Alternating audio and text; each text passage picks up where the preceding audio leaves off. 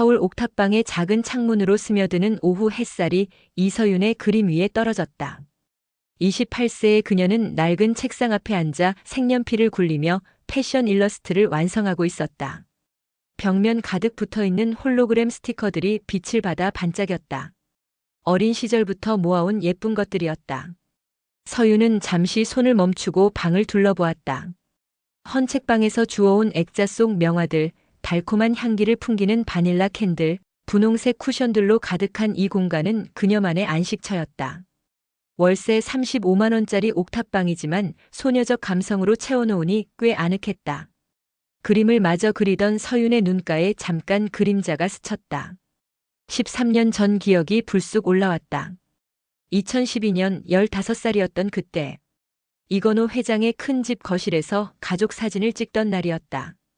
사진사가 포즈를 잡아주며 말했다. 회장님, 아드님들 옆에 서주시고요. 따님은 좀 더 뒤쪽으로. 서윤은 뒤쪽 구석에 서서 어색하게 웃었다. 민재와 태주는 아버지 양옆에 당당하게 서 있었다. 그녀만 혼자 떨어져 있었다. 아버지는 그런 서윤을 한 번도 쳐다보지 않았다. 우리 아들들이 자랑스럽다. 아버지가 형들의 어깨를 두드리며 말했을 때 서윤은 가슴이 뜨끔했다. 아들들이라고 했다. 딸이라는 말은 없었다. 서윤은 벽 한쪽에 걸린 작은 그림을 바라보았다. A사 용지에 그린 소녀가 별을 바라보는 그림이었다. 다른 작품들과 달리 이 그림만은 절대 팔지 않았다. 16살 때 그린 것이었는데 왠지 특별한 느낌이 들어서 계속 간직하고 있었다. 핸드폰이 울렸다. 아버지의 장례식 후 유산 분배를 위한 변호사 사무실 방문 연락이었다. 며칠 후 강남역 근처의 높은 빌딩 25층. 서윤은 검은색 원피스를 입고 회의실에 들어갔다.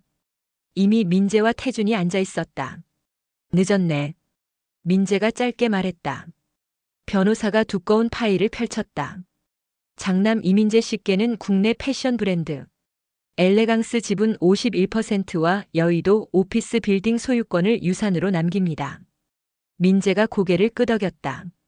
예상했다는 표정이었다. 차남 이태준 씨께는 강남구 압구정동 아파트 2채와 분당 메디컬 센터 건물 소유권을 유산으로 남깁니다. 형들이 받는 유산의 규모가 어마어마했다. 민재가 받은 것은 250억 원, 태준의 것은 180억 원 정도였다. 막내 이서윤 씨께는 경기도 가평군에 위치한 별장 한 채를 유산으로 남깁니다. 1980년대에 지어진 목조 별장으로 감정가는 약 3천만 원입니다. 서윤은 멍하니 변호사를 바라봤다. 3천만 원. 형들이 받은 것과 비교하면 터무니없이 적은 금액이었다. 그래도 뭔가 받았네. 민재가 어깨를 으쓱하며 말했다. 가벼운 취미 덕후에게는 충분하지. 태준이 덧붙였다. 서윤의 얼굴이 화끈거렸다. 우리 서윤답다. 아버지께서 성격을 잘 아셨나 봐. 뒤에서 들린 어머니의 목소리였다. 실망스럽다는 표정이었다. 서윤은 봉투를 받고 혼자 회의실에 남았다. 낡은 열쇠 하나와 주소가 적힌 쪽지가 들어있었다. 역시 가평군 상면 덕현리 산 147-2번지. 역시 아버지에게 자신은 그 정도 존재였다.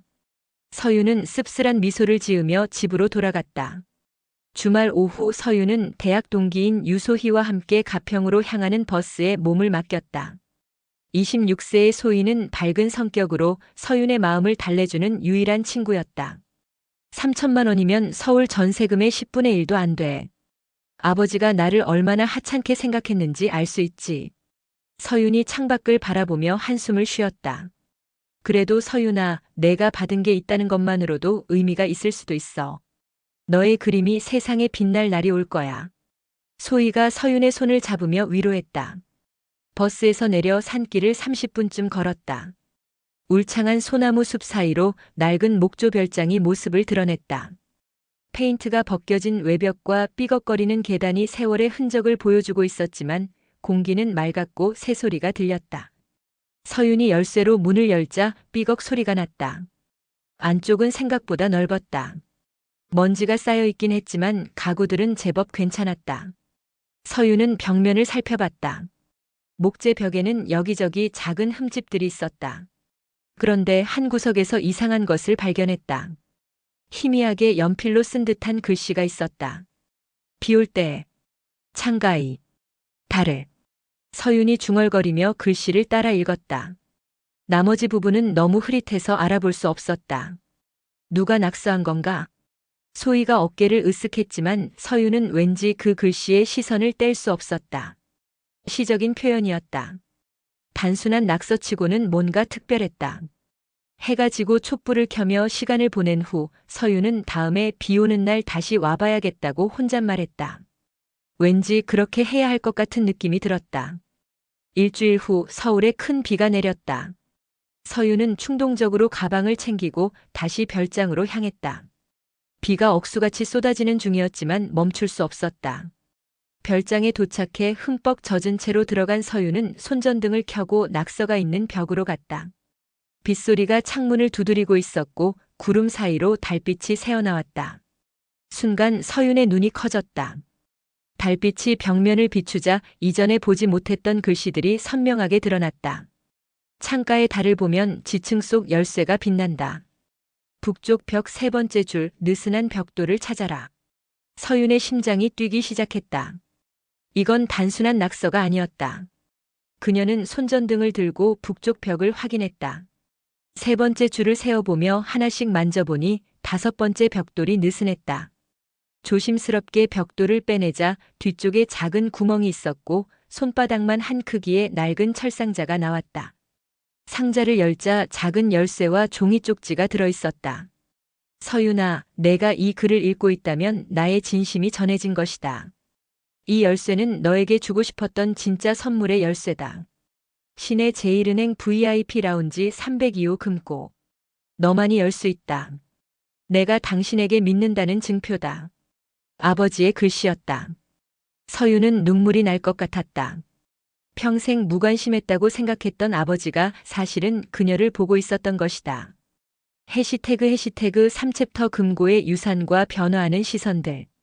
다음 날 오전 서윤은 정장을 차려입고 제일은행으로 향했다. VIP 라운지 직원이 신분증을 확인한 후 지하 금고실로 안내했다.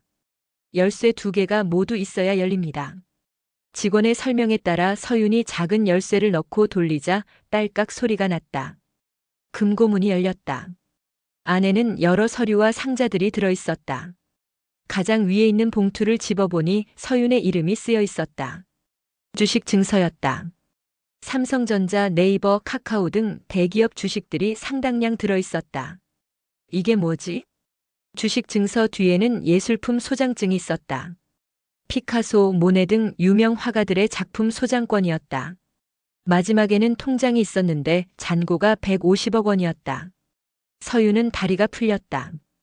주식 가치만 해도 200억 원이 넘었고 예술품은 50억 원 정도였다. 총 400억 원이 넘는 자산이었다. 금고 안에는 편지도 하나 더 들어있었다. 서윤아, 내가 이 편지를 읽고 있다면 내 계획이 성공한 것이다. 너는 내가 가장 자랑스러워하는 딸이다. 내가 가진 꿈의 증거이자 널 향한 나의 자랑이었다. 형들에게는 사업을, 너에게는 예술을 맡기고 싶었다. 서윤은 편지를 읽으며 눈물이 났다.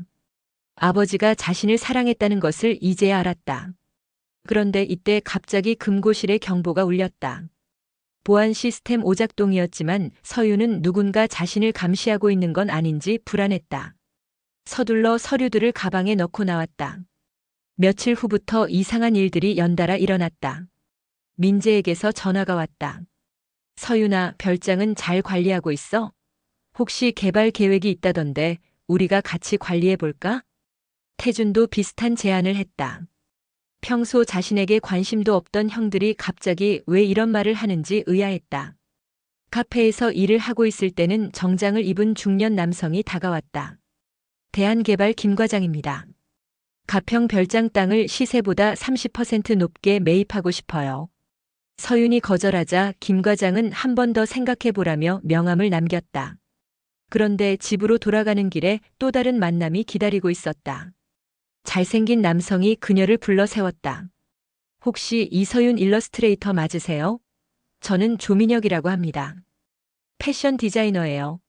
31세로 보이는 그는 세련된 분위기를 풍겼다. SNS에서 선생님 작품을 봤는데 정말 감동받았어요. 제가 곧 신작 패션 라인을 출시하는데 선생님 그림을 기용하고 싶어요. 조민혁이 가리킨 것은 서윤이 16살 때 그린 별을 바라보는 소녀 그림이었다. 커피라도 마시며 자세한 이야기를 나누면 어떨까요? 근처 카페에서 조민혁과 대화를 나누며 서윤은 오랜만에 즐거운 시간을 보냈다. 그는 예술에 대한 깊은 이해가 있었고 서윤의 작품을 진짜로 인정해 주었다. 집으로 돌아온 서윤은 거울 속 웃고 있는 자신을 보며 놀랐다. 언제부터 이렇게 웃지 않고 살았을까? 갑자기 너무 많은 사람들이 자신과 별장에 관심을 보이는 것이 이상했다. 혹시 자신이 생각하는 것보다 더 특별한 존재였던 걸까? 해시태그 4챕터 진실의 공개와 가족의 화해. 일주일 후 서윤은 용기를 냈다. 가족들을 별장으로 불러 모든 것을 공개하기로 했다. 토요일 오후 민재와 태준, 그리고 어머니가 별장에 도착했다. 서윤아, 갑자기 왜 이런 자리를 만들었어? 다들 앉아주세요. 중요한 이야기가 있어요. 서윤은 떨리는 목소리로 말하며 금고에서 가져온 서류들을 테이블 위에 올려놓았다. 주식 증서와 예술품 소장증, 그리고 통장까지. 이게 뭐야? 태준이 주식 증서를 보더니 표정이 굳어졌다. 아버지가 제게 남겨주신 진짜 유산이에요. 서윤이 벽의 낙서부터 금고 발견까지의 모든 과정을 설명했다. 가족들은 말없이 듣고 있었다. 아버지는 저를 무시하신 게 아니라 특별하게 생각하고 계셨어요. 서윤이 아버지의 편지를 읽어주자 어머니의 눈에 눈물이 맺혔다. 총 자산 가치가 400억 원 정도예요. 거실이 조용해졌다. 민재가 먼저 입을 열었다. 서윤아, 우리가 미안해. 미안해. 민재가 고개를 숙이며 눈물을 흘렸다. 내가 몰랐단 게 미안해. 태준도 서윤의 손을 잡았다. 그동안 우리 모두 몰라서 미안했어. 어머니가 서윤을 끌어안았다. 13년 동안 쌓였던 오해가 풀리는 순간이었다. 괜찮아요. 이제 알았으니까요. 아버지께서 예술을 맡기신다고 하셨잖아요. 예술재단을 만들어서 젊은 예술가들을 지원하고 싶어요. 혼자 하기엔 너무 큰일일 텐데. 같이 도와줄 수 있을까요? 민재와 태준이 서로 눈을 마주봤다. 물론이지. 형이 경영은 맡을게. 나는 법률 쪽을 도와줄 수 있어. 그때 별장 문 앞에서 노크 소리가 났다. 조민혁이 꽃다발을 들고 서 있었다. 안녕하세요. 혹시 방해가 되었나요? 서윤이 가족들에게 조민혁을 소개하자 조민혁은 자연스럽게 인사했다. 서윤 씨의 작품을 정말 존경합니다. 재단 일에 예술 자문을 맡아주실 수 있나요? 기꺼이 도와드리겠습니다.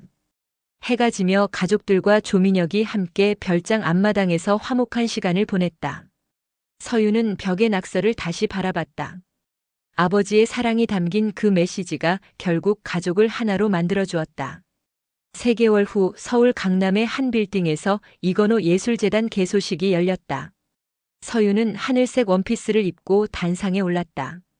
아래쪽에는 가족들과 조민혁 그리고 유소희가 앉아 있었다. 안녕하세요. 이건호 예술재단 이사장 이서윤입니다. 6개월 전만 해도 상상도 못했던 일이었다. 저는 평생 가벼운 취미 덕후라고 불렸습니다. 하지만 돌아가신 아버지는 제게 더 큰 꿈을 갖고 계셨습니다. 예술의 힘으로 세상을 변화시키라는 메시지를 남겨주셨어요. 서윤의 목소리에 힘이 실렸다. 이제는 누구보다도 진정한 사랑과 꿈을 실현하는 사람이 되었습니다. 이 재단을 통해 많은 젊은 예술가들이 꿈을 이룰 수 있도록 돕겠습니다. 박수가 터져 나왔다. 재단의 조직도가 스크린에 나타났다. 민재는 경영이사, 태준은 법무이사, 조민혁은 예술자문, 유소희는 기획실장을 맡았다.